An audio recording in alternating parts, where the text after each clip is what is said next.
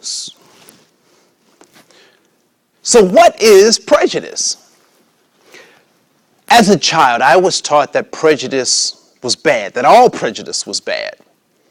As an adult, I have found that prejudice can save your life. Okay, let me explain. It's 11:30 at night. I'm walking down the street. There are 6 guys that come towards me. What decision would you make? That's right. I cross the street. I'm not fighting. I can get 5, but I can't get the 6th one. The 6th one always gets me. Right? So I cross the street. And you would say that's what kind of a decision? It's a wise decision. It's a good decision. Why? Because I could put myself in harm's way. Right? So how is that prejudice? Well, I prejudged the situation. I said there are 6 guys, there's me, there's a dark alley, I don't want any hassles, so I'll cross the street. I prejudged the situation. What I'd also suggest is that what typically happens with prejudiced people is that they take a good decision out of context and try to apply it as a maxim for their whole life. So as an example, I take that good decision of crossing the street, 6 people, late at night, I cross the street to protect myself. I take that same logic to the Mall of America.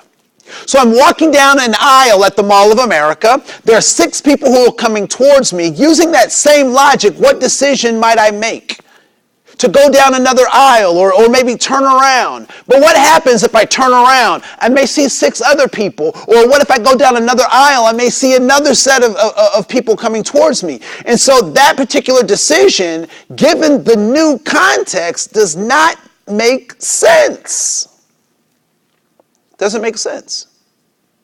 And so on the street, that prejudiced way of thinking, of prejudging that situation, paid off. But now that I'm in a new context and I'm trying to take that old way of thinking into this new context, it doesn't make sense. So that leads me to this conversation about what prejudice is.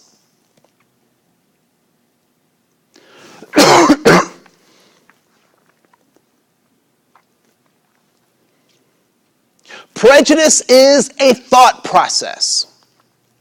It's a culmination of a lot of thoughts that we've had that correlate into this system of beliefs, and prejudice being one part of that system of beliefs. So prejudice is a thought process. So how do you help people change how they think? How do you change someone's mind? As a high school teacher, I spent a lot of time pondering that very question. How do I help my students to make better choices, or at least think before they act, as opposed to dealing with the results of acting after thinking, or using thinking as an afterthought? So prejudice. When I think about prejudice and I think about the mindset and how do we change people's minds, first of all, we don't change people's minds, but we encourage them to change their own mind. And how do we do that?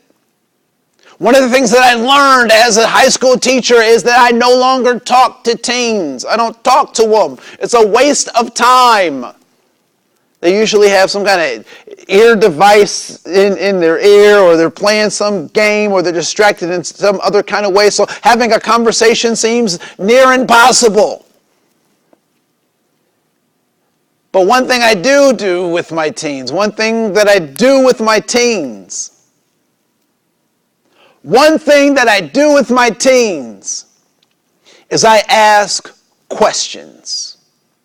And the funny thing about questions is that no matter how much distraction that there is, that they still seem to get through whatever that device is. And I know that they're getting through because after asking my series or my barrage of questions, the young people slams down the controller or takes out the earbuds and say, "Will you stop asking me questions?" Oh, you did hear me.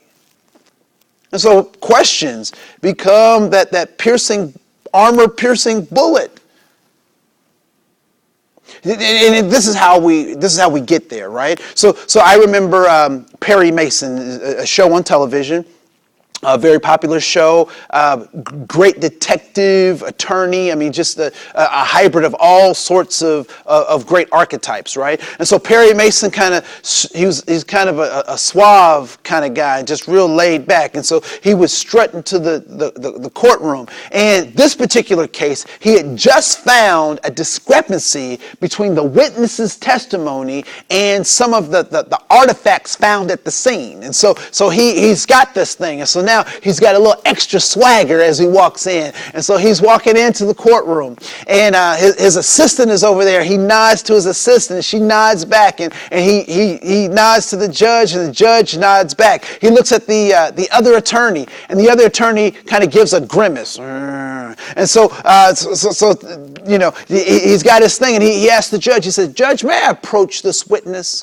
And the judge is like, "Well, of course, Perry." And the audience is like, "Ooh, this guy is going to get it." And so Perry walks up to the witness, and he says, "Witness, is it true that on the night in question that you blah, blah, blah, blah, blah, blah, blah?" And the witness says, "Well, gosh darn it, how did you know that?" And then the courtroom erupts, and Perry just kind of stands back, like this. And the other attorney says, "I object, I object." And the judge is, ordering the court. I mean, this place is in chaos. And so finally, the judge gets order in his courtroom, and he says, "Objection sustained." And Perry leans to the judge, and he says, "I'm sorry, Judge, I just would like to... I'd like to take back my question." Wait a minute. He wants to rescind the question. He wants to take the question back. Why?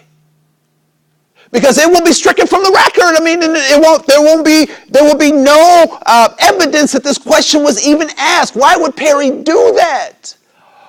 Oh, he wants the jury to think about this witness. So how do you get prejudiced people to not be prejudiced? You cause them to think. You cause them to think. How do you do that? You ask questions. Okay, Dad, is there another cable news network that says something different about this candidate or that candidate? Okay, Mom, do you know all of those people? How is it that you can interact with the world, or where did you read about what you know about the world? Can I get that book?